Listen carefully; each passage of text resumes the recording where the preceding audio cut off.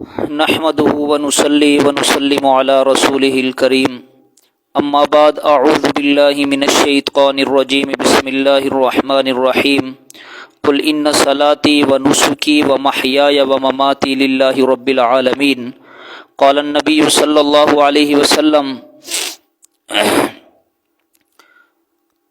قال اصحاب رسول الله صلى الله عليه وسلم يا رسول الله ما هذه الاضاحي قال سنت ابیکم ابراہیم او کما قال رسول اللہ صلی اللہ علیہ وسلم۔ کچھ عرصے سے قربانی کے متعلق بات چیت چل رہی ہے۔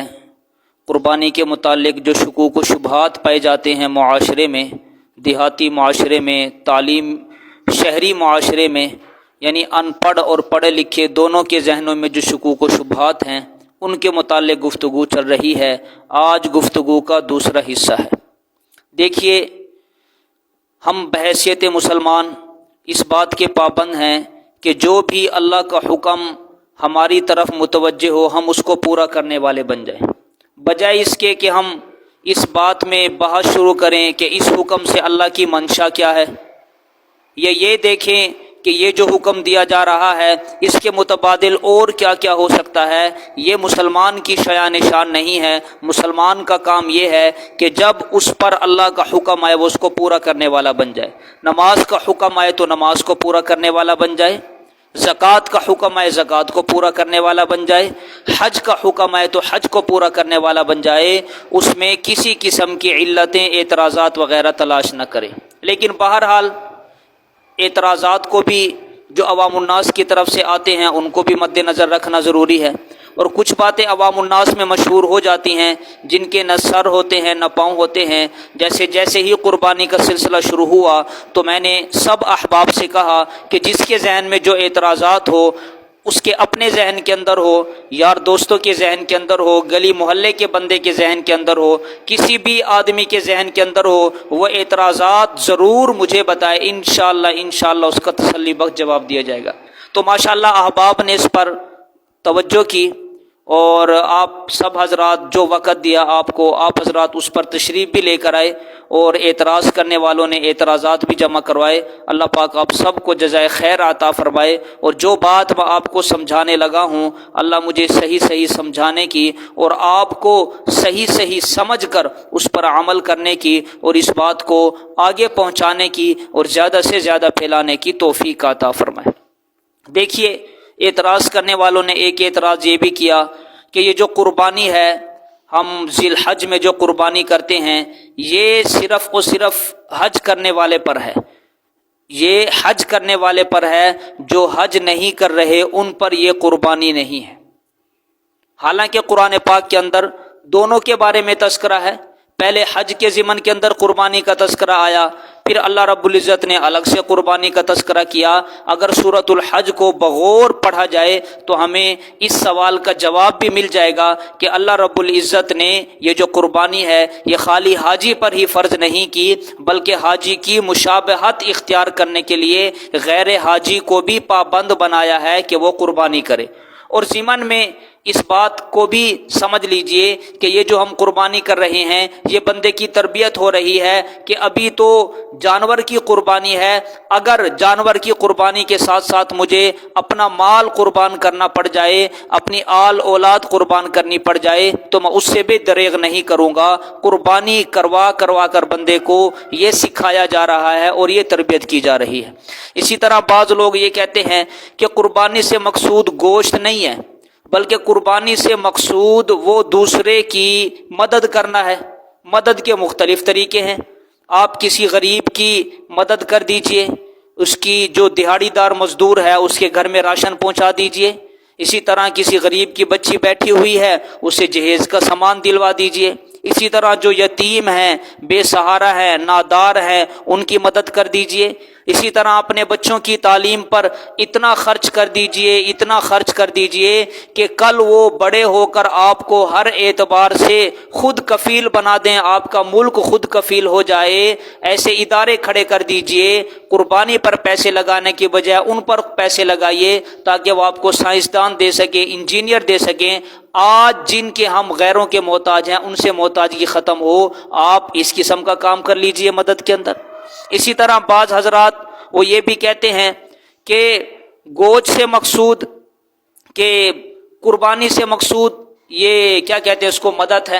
اور اگر ہم آپ کے بقول قربانی کو ہی مان لیں کہ قربانی سے مقصود گوشت ہے، تو ایک ہے 3 دن تک غریبوں کی مدد کرنا، اور ایک ہوتا ہے 3 دن کے علاوہ سارا سال غریبوں کی مدد کرنا۔ تو آپ تو قربانی کر کے 3 دن غریبوں کی مدد کرتے ہیں، سارا سال غریب بیچارہ مرتا رہتا ہے۔ تو گوشت سے ایسا سیٹ اپ بنا لیجئے، ایسی ترتیب بنا لیجئے، پیسوں کو سٹاک کیجئے، ایک نظم و ضبط بنائیے کہ غریب کی امداد سارا سال ہوتی رہے، صرف سال کے 3 دن نہ ہو۔ اسی طرح بعض حضرات وہ یہ بھی اعتراض کرتے ہیں کہ آپ جو قربانی لگاتے ہیں تو قربانی سے مقصود کیا ہے آپ کی؟ جانور کی اگر قربانی ہم لے لیں تو عالمی سطح پر جانوروں کی کئی نسلیں وہ معدومیت کے خطرے سے دوچار ہیں، عالمی ہمارے اوپر دباؤ آئے گا تو ہم وہاں پر کیا جواب دیں گے؟ عالمی سطح پر UN کو کیا کہیں گے؟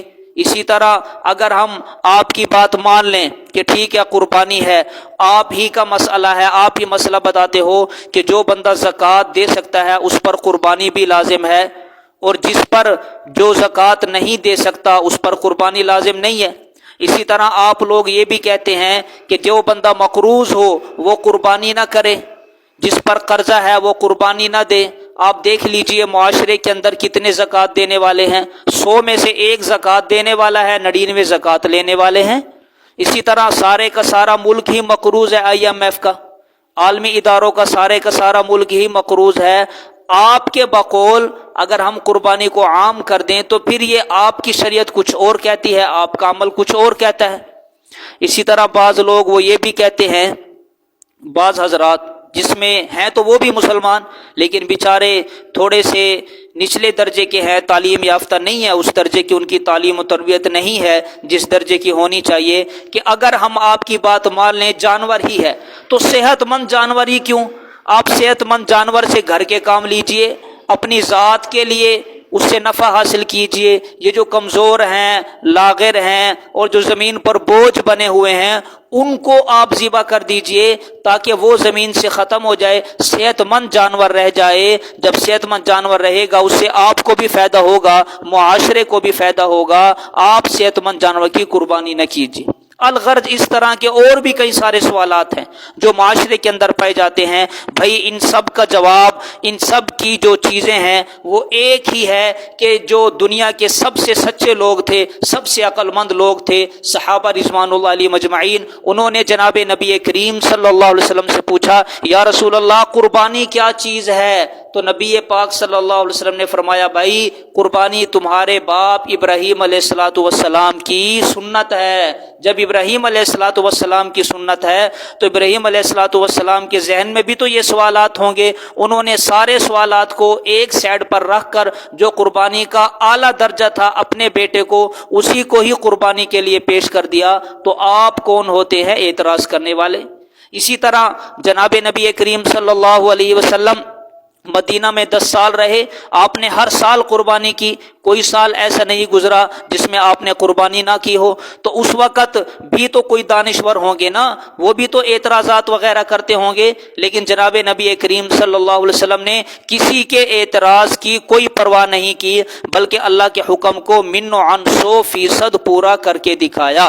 بحیثیت مسلمان ہمیں بھی یہی چاہیے کہ اللہ کا حکم جو بھی متوجہ ہو، یہ بھاڑے کے ٹٹو اور یہ دانشور اور یہ ٹاک شو کرنے والے، یہ گلی محلوں میں چل پھر کر جن کو قرآن اور حدیث کا، قرآن اور سنت کا علم نہیں ہے، نبی اور صحابہ کے مزاج سے واقف نہیں ہے، وہ لوگ جس قسم کے اعتراضات کرتے ہیں ان اعتراضات کو بالائے طاق رکھیں اور اللہ اور اس کے رسول کی سنت پر عمل کریں۔ دیکھیں اعتراض کرنے والا شیطان بھی تھا جس نے اسماعیل علیہ الصلوۃ والسلام کے سامنے ان کے ذہن کے اندر باتیں ڈالی، لیکن اسماعیل علیہ الصلوۃ والسلام نے اعتراضات کو نہیں دیکھا، اللہ کے حکم کو دیکھا۔ تو ہم بھی اپنے عمل سے ثابت کریں گے کہ ہم بنو اسماعیلی ہیں، اسماعیل کے فرزند ہیں، روحانی فرزند ہیں، اسماعیل کے علم پر، اسماعیل کے عمل کو اپنے ہاں رواج دینے والے ہیں۔ تو یہ ساری کی ساری چیزیں مد نظر رہیں۔ اللہ پاک مجھے بھی اور آپ کو بھی جو کچھ کہا سنا اس پر عمل کرنے کی توفیق عطا فرمائے۔ وآخر دعوانا ان الحمد للہ رب العالمین۔